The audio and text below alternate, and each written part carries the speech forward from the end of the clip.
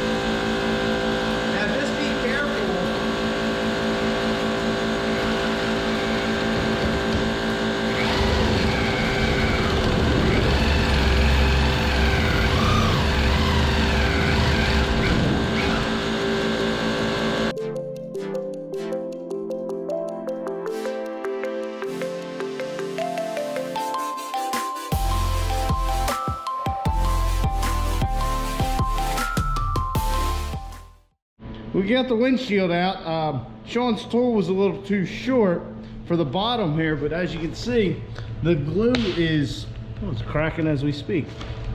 The glue is so thick. Yeah, look at that. That's the weight of the curvature. And that thing's heavy too. Man, I couldn't believe that.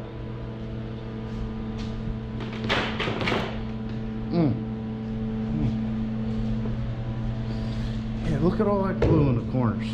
Look at that. That's ridiculous. By the way, guys, this is Sean from Pete's Bottom Auto. What's going on? So we're using, where's your little tool at? Right here. This little thing just vibrates all to hell. Surprisingly, the compressor was keeping up, but yeah, it cuts through the glue pretty good, but at the bottom of the windshield here, you really couldn't get at it from the front, and then the back here, it was like an inch past the glass that this glue started, and it was thick. So we kind of were at wit's end and broke the Sawzall out and kind of went medieval on it. Hell yeah. So that made it a lot easier. Oh yeah, it zipped right through the bottom there, but I've been a little apprehensive about breaking that out since we slipped back there. I didn't want to have to repair this cow.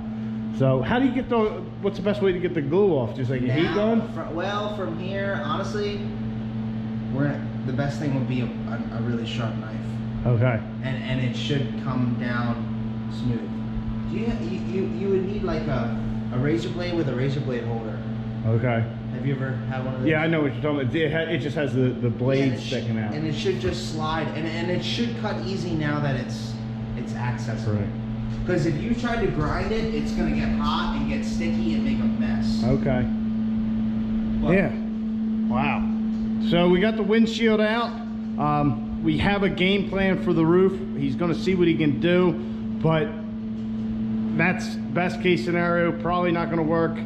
We'll give it a shot, and otherwise we'll just replace the roof, because amazingly, holding it on to the sides here, it looks like there's only like 3 spot welds and the rest of it's just glued down. And like Sean was saying, when you have a quad cab truck, there's the ridges like are in Caitlin and all that in the center of the cab here to keep the whole roof stiff, which this standard cab doesn't have. And with me cutting all the other panels out, really took a lot of the strength out. Not surprising. But with the amount of heat I put into it, it's so warped, and like Sean said, it's an oil can effect when I can push down and push up, and it just sounds like squeezing an old metal oil can. Did you say something? He said oil can. Oil can what? Oil can? Oh, here it is. Where do you want to be oiled first? He said his mouth.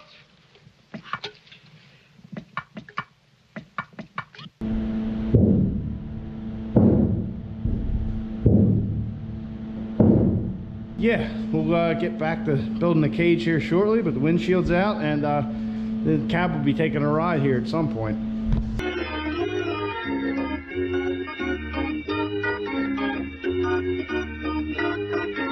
Let's all go to the lobby. Let's all go to the lobby. Let's all...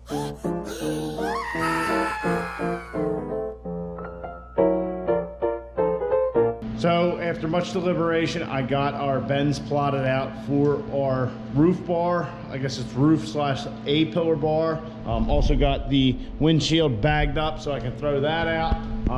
But basically this bar is going to come from the center of this bend straight across till about here where it starts, where the cab starts coming down. And then it's going to shoot down to here and then straight down to the floor. So I got all the bends plotted out. It's 2 bends, 29.5 inches at 40 degrees, and then the next one is 50 degrees, but we have to rotate it minus 36 degrees. So both bars are the same, except for that rotation is going to be, one's going to be one way, one's going to be the other. So we're going to get to putting this in and see how she looks, and then maybe we'll get into doing our cuts. I don't know. It definitely was a lot of deliberation, double, triple checking everything.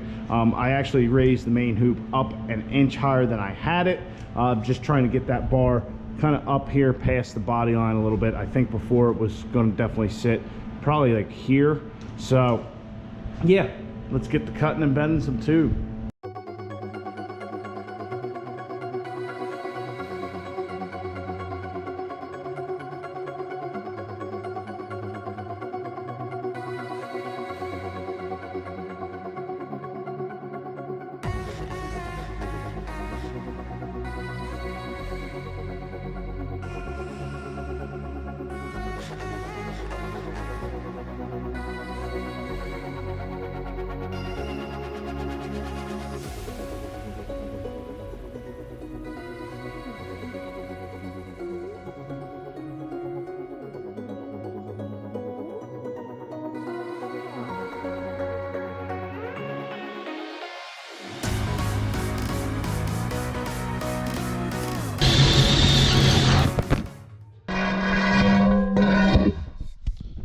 So both bars are made. As you can see, it's got the nice little kick to come off the main hoop and then go next to the body of the truck. So I got to putting that in. Drilled the hole on the driver's side. I'll show you that. Also, I was going to start doing our notching, but there's little templates that Bentech software will print up, so that way, now ours is on a bend, so it won't give me that. So I got to figure it out, but it'll certainly work as a good guide or reference. But my printer took a shit. It won't work. It's you know, got to line the cartridges. I tried messing with it for a while, but the printer's just junk. So anyhow, I got this bar in, sort of. So as you can see, I have it down here with a hose clamp. It is awful tight to the body here. Now I can't remember when I did my measurements if I took into account for the center line of the tube or not. I can't remember. So I'm thinking I may have forgotten that. But if you look at the tube, it is shooting up. So I have to throw a little more bend in here. As you can see, it is certainly up above our main hoop.